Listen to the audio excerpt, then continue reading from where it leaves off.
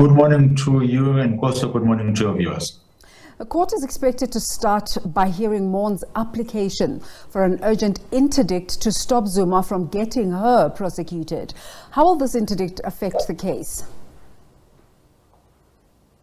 Well, it will have the impact of whether she's included as accused number 2 or not. But before the court even moves on to the merits of her application, it has to look at the agency, in which the court will then ask the following questions. Do you have a legal interest or a certain interest that you need to protect? Are you going to suffer irreparable harm if you haven't been granted an order today? Are there any other alternatives that are there which you could have secured to protect your legal interest? Now, the answer to that is yes. If you look at the Criminal Procedure Act, Section 106 deals directly with the no target to prosecute argument, in which Ms. Karyn Maughan is advocating in a paper. So I think on that one, on the basis of agency, I don't think she's going to succeed. However, on the merits, the court may then say, let's deal with your matter on another day. You must go and join the queue. We're not going to give you any preferential dates. Just make sure that you're able to file your matter as early as possible. Now, it's going to go hand in hand with the case which is against Advocate Billy Downer, in which I don't think today the matter is going to proceed. It's certainly to deal with preliminaries, or let's call it a pre-trial conference today, in which issues such as security will then be brought in.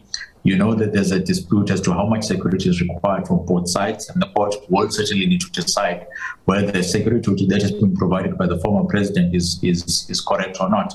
The court may then decide, I want a formal hearing to discuss all of these issues, or let me determine it now and have it settled. So that on the next occasion when you come in here, the first witness will go to the witness box and will start to hear the evidence as would be presented by the former president. Let's just speak about the merits or the legal arguments at the core of this, the particular dispute between the parties. Just remind us of the merits of this case and its chances of success. The former President Jacob Zuma is saying you have the NPA Act, which applies to Advocate Billy Downer as a prosecutor. Now, certain sections of the NPA Act are very clear in terms of saying no one is allowed to give out information unless they've been authorized to give the information to the parties, which is why, if you look at the practicality of how this particular act then applies, all communication will go through them, meaning that prosecutors are then shielded or immune from sharing information with journalists. Yes, you can have, and you need to protect the interest of the public in terms of information being shared. However, the proper protocols and proper procedures must be followed.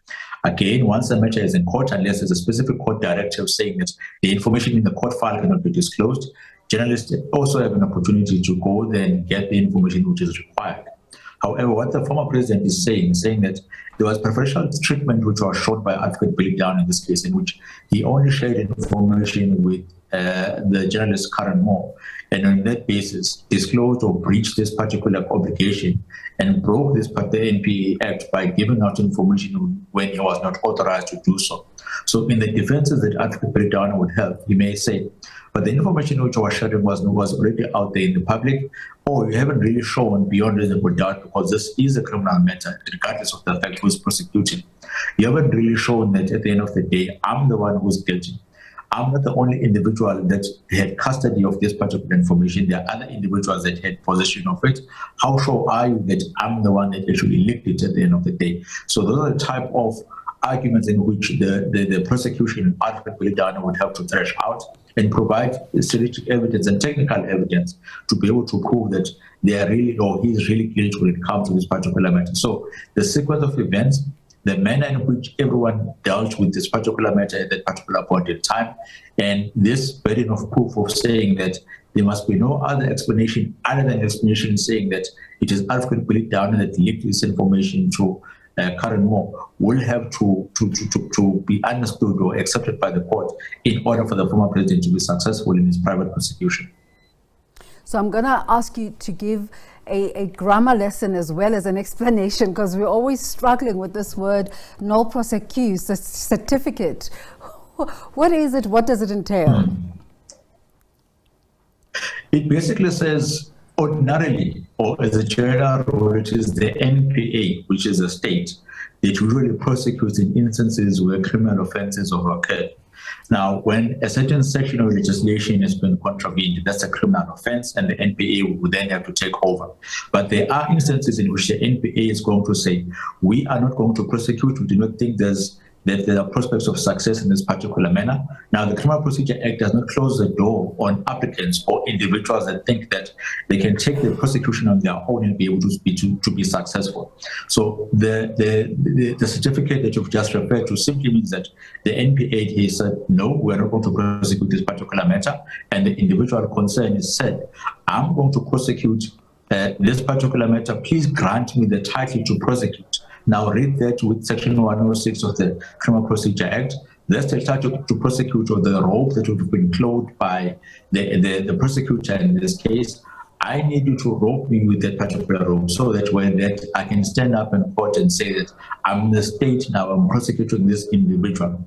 Now, Section 7 to 18 of the Criminal Procedure Act gives a clear account as to how the particular process should be. An application is made after a non-prosecution certificate has been issued, and once that has been done, one of the other things which are again a point of contention in this case is the issue of security, because the person who's being prosecuted would then say, I'm not sure whether I'm going to be able to pay for my legal fees at the end if I'm victorious in this battle that you are going into. Can you please deposit a certain amount into the court so that I know that if I win, I can be able to pay for my legal fees. Alfred Breakdown has asked for R1 million. The former president has said, I can give you 90,000 rand. So it's one of the things in which the court will have to decide either today or allocate a special day to say, is the 90,000 rand or the R1 million a fair amount? If it's not, what is the fair and equitable amount? And the court has absolute discretion to choose an amount in which it deems appropriate in this matter. Just in terms of precedents, this particular court case puts the spotlight on two industries, one journalism, the other prosecutions. What, for argument's sake, if Mr. Downer was found to be guilty of violating the NPA Act, how would this impact on his career going forward? It would, because then he has a criminal record, because the NPA Act says that it can either be a fine or imprisonment. He has a conviction against his name. As per the NPA Act, it would depend whether they would allow a person who has a conviction, a criminal record, to prosecute or to continue to being a prosecutor in a certain matter. Now, if the NPA Act or the Code of Conduct says no, you can't, or the internal procedures, that means that his participation in the Talis matter will then have to fall away. He can't be the lead prosecutor on that one. So, which is why it's important and why the stakes are high, because it has the impact of removing him from that particular matter and making sure that he does not participate at all, or his only participation would be that of being a backbencher. The second part why this particular case is important is because I think it's one of the very few instances in which the courts or the legal principles are going to come hand in hand or head to head with the freedom of speech when it comes to the ability of media personalities and journalists to take news and be able to distribute it in a manner which is okay and in a manner which does not contravene any piece of legislation that is there or even the Constitution. So what the court is being asked to do is to draw the line and say, this is how information is collected. This is how information is collected pertaining to criminal cases in line with the NPA Act. Whenever information is then shared with the media, these are the type of processes that should be followed so that you don't find yourself having contravened this particular legislation. And we must be clear on this one, and I think there's been a bit of confusion. The courts or the law does not say that the journalists must not do their job in terms of collecting information. Yes, they must. We need them to do that so that you are well informed as members of the public. But it must be done within the confines of the law. If you then look at the NPA, you have the spokesperson who is there and who is supposed to be the channel of information from one person to another. And if you want to deal with information which is available in the court file, once that information is filed, against public knowledge, it can be used by anyone. But the use of exclusive information which has not been filed is proof that that particular instance took place between Alfred Breakdown and Ms. Karyn Maughan.